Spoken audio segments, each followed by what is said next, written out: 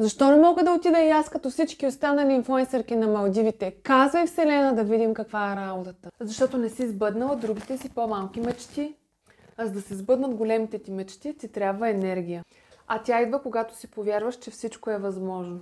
И когато имаш енергията да го приемеш. Как така?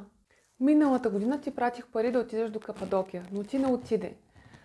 Пратих ти пари да си купиш хубави зимни бутуши, но ти и тях не си купи. Не разбирам какво имаш предвид. Можеш да се запишеш на курс по рисуване. Спомняш ли си? Но ти не отиде. О, леле, права си. Но отидох в мола и всичко замина за парцалки. С енергията от сбъдването на малките мечти, щеше да натрупаш енергия и така да ти пратя възможност да отидеш и там. Като правиш така и ме объркваш, аз не мога да ти помогна.